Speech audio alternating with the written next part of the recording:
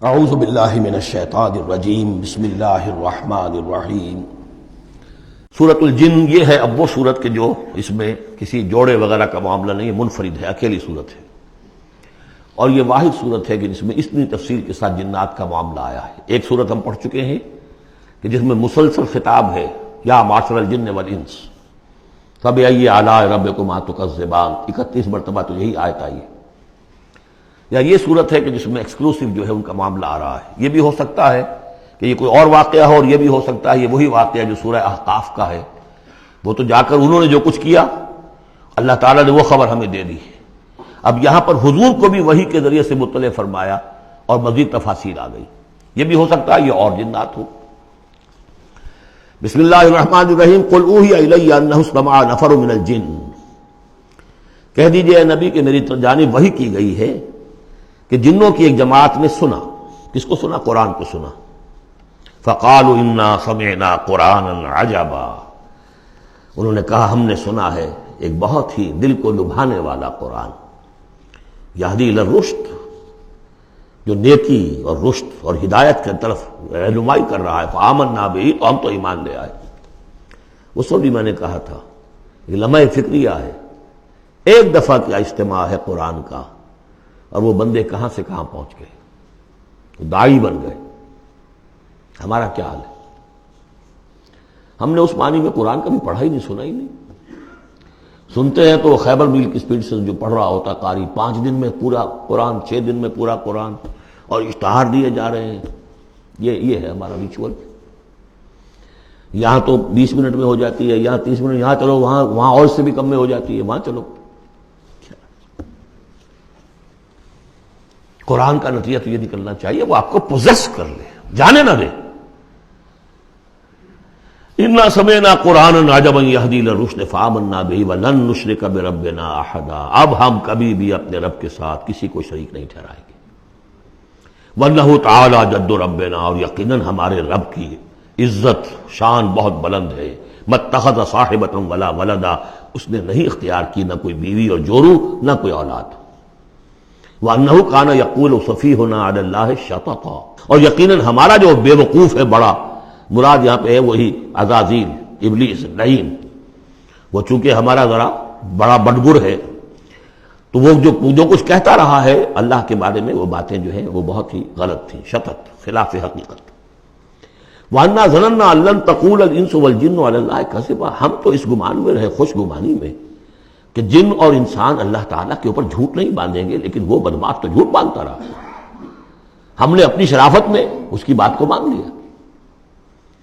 وَأَنَّهُ كَانَ رِجَالٌ مِّنَ الْإِنسِ يَعُوذُونَ بِرِجَالٍ مِّنَ الْجِنِّ فَزَادُوهُمْ رَهَقًا، اور یہ کہ جو انسانوں میں سے مرد ہیں وہ جنات کے مردوں میں کی حفاظت پکڑتے ہیں۔ یہ ہوتا تھا ان کا طریقہ، وہ سمجھتے تھے کہ بیابان میں جو ہے جنات رہتے ہیں، اور وہ ان کے جو ہیں سردار بھی ہیں۔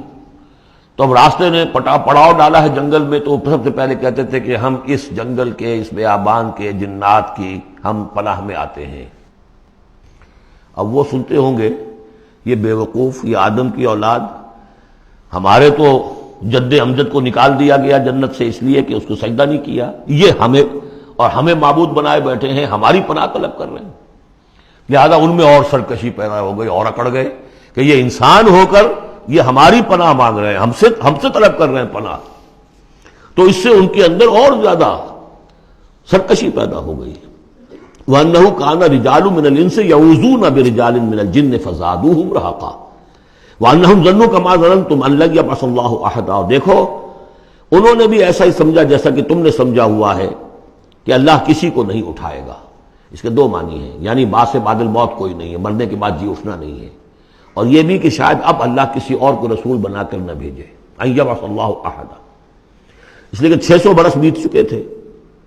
وہ تورات سے واقف تھے جو سورہ احقاف میں تذکرہ آیا ہے، فترت وہی 600 برس، اور یہ طویل ترین وقفہ تھا نبوت کا کہ کوئی نبوت، کوئی رسالت دنیا میں نہیں، تو ان کو یقیناً اس سے خیال ہوا ہوگا کہ بس اب ختم ہوا معاملہ، اب کوئی اور رسول نہیں آئے گا۔ وَأَنَّا لَمَسْنَا السَّمَاءَ، اور ہم نے ذرا ٹٹولا آسمان کو، ہم نے چاہا کچھ خبریں لے کر آئیں ذرا غیب کی، فَوَجَدْنَاهَا مُلِئَتْ حَرَسًا شَدِيدًا وَشُوبًا، تو ہم نے تو پایا اس کو کہ وہ بھرا ہوا ہے سخت چوکی داری سے، اور انگارے رکھے ہوئے ہمیں کھدیڑنے کے لیے۔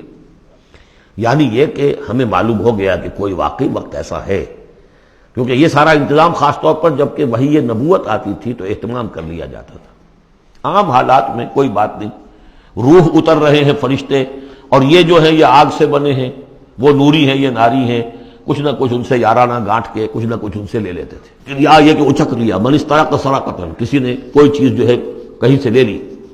لیکن اب جو ہم نے دیکھا ہے آسمان کو تو واقعی وہاں تو بڑے سخت پہرے لگے ہوئے ہیں، یعنی کوئی نہ کوئی وحی کا سلسلہ ہے اور نبوت آنی ہے، اور وہ نبوت ہمیں تو مل گئی، ہم جا کر سنائے کلام اور ہم ایمان لے آئے۔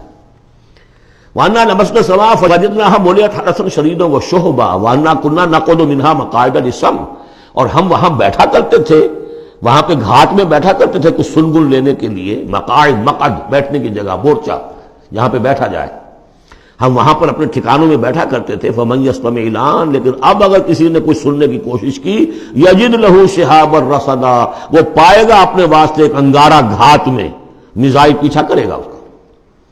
وَأَنَّا لَا نَدْرِي أَشَرٌّ أُرِيدَ بِمَنْ فِي الْأَرْضِ أَمْ أَرَادَ بِهِمْ رَبُّهُمْ رَشَدًا۔ معلوم ہوتا بہت بڑے عالم تھے یہ تورات کے جاننے والے، انہوں نے ایک ایسی عظیم بات کہی ہے یہ، ہمیں یہ معلوم نہیں کہ آیا زمین میں بسنے والے ان انسانوں کی کوئی شامت آ گئی ہے یا اللہ نے ان کے لیے کسی بھلائی کا ارادہ کیا ہے۔ رسالت آئے گی تو دو ہی نتیجے ہیں،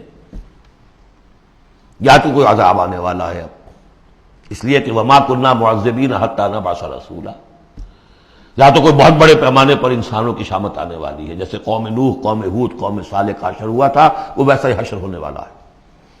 اللہ لا نظری، ہم نہیں جانتے، اشر ارید بمن فی الارض، زمین والوں کے لیے کسی شر کا فیصلہ کیا گیا ہے، ام اراد بہم ربہم رشدا، یا ان کے لیے ان کے رب نے بھلائی کا، خیر کا ارادہ کیا ہے۔ ظاہر بات ہے نبوت اور رسالت محمدی خیر پر منتج ہوئی۔ وَأَنَّا مِنَّا الصَّالِحُونَ وَمِنَّا دُونَ ذَلِكَ، اور دیکھو ہمارے اندر نیک بھی ہیں، جنات نیک بھی رہے ہیں اور دوسری طرح کے بھی ہیں، بد نہیں کہا، یہ ہے حکمت تبلیغ، بروں کو بھی برا نہ کہو، ہاں دوسری قسم کے بھی ہیں، نیک بھی ہے اور دوسری قسم کے بھی ہیں۔ کُنَّا طَرَائِقَ قِدَدًا، ہم تھے مختلف راستوں پر جو کہ ایک دوسرے سے پھٹے ہوئے تھے۔ یہ قددا جو آیا تھا نا، قدت قمیصہ، پھٹ جانا قمیص کا۔ وَأَنَّا ظَنَنَّا أَن لَّن نُعْجِزَ اللَّهَ فِي الْأَرْضِ وَلَن نُعْجِزَهُ هَرَبًا، اور ہم نے یہ جان لیا کہ ہم اللہ کو عاجز نہیں کر سکتے، ہرا نہیں سکتے، نہ زمین میں بھاگ کر، اور ہم کہیں بھاگ کر اور زمین میں اللہ کو شکست نہیں دے سکتے، اس کی پکڑ سے نکل نہیں سکتے۔ وَأَنَّا لَمَّا سَمِعْنَا الْهُدَىٰ آمَنَّا بِهِ، اور ہم نے تو جب وہ ہدایت سنی، الہدا سنا، اس کی استماع ہم نے کیا، ہم تو اس پر ایمان لے آئے۔ فَمَن يُؤْمِن بِرَبِّهِ فَلَا يَخَافُ بَخْسًا وَلَا رَهَقًا، تو جو کوئی بھی ایمان لائے گا اپنے رب پر، اسے کوئی خوف نہیں ہوگا کہ نہ اسے کوئی نقصان دیا جائے گا، نہ اس پر کوئی زبردستی ہوگی، کوئی زیادتی ہوگی، جیسے جیسے ان کے اعمال صالحہ ہیں پورے پورے اللہ تعالیٰ ان کا اجر ان کو دے دے گا۔ وَأَنَّا مِنَّا الْمُسْلِمُونَ وَمِنَّا الْقَاسِطُونَ، اور دیکھو ہمارے اندر وہ بھی ہیں جو فرما بردار ہیں اور وہ بھی ہیں جو بے انصافی کرتے ہیں۔ یہ قسط کے لفظ کے ساتھ سمجھ لیجئے، جب یہ ثلاثی مجرد میں آتا ہے تو قاسط اس میں فاعل بنا، وہ ناانصاف کے معنی میں ہے، یہ باب افعال کے خواص میں سے ہے، سلب ماخذ اس کو کہتے ہیں۔ جب باب افعال میں آئے گا تو اس کے معنی ہے عدل و انصاف، اور جب ثلاثی مجرد میں آئے گا تو نا انصافی۔ قاسطون فمن اسلم فاولئک تحروا رشدا، جو لوگ اسلام لے آئے، اطاعت قبول کر لی، تو انہوں نے تو گویا کہ ڈھونڈ نکالی خیر کی راہ، نیکی کی راہ انہوں نے تلاش کر لی۔ وَأَمَّا الْقَاسِطُونَ، اور جو بے انصاف ہے، فَكَانُوا لِجَهَنَّمَ حَطَبًا، وہ لوگ جو ہے پھر جہنم کا ایندھن بن کر رہیں گے۔ یہاں تک ان کی تقریر ہے جو انہوں نے تبلیغ کی ہے۔ صدق اللہ العظیم۔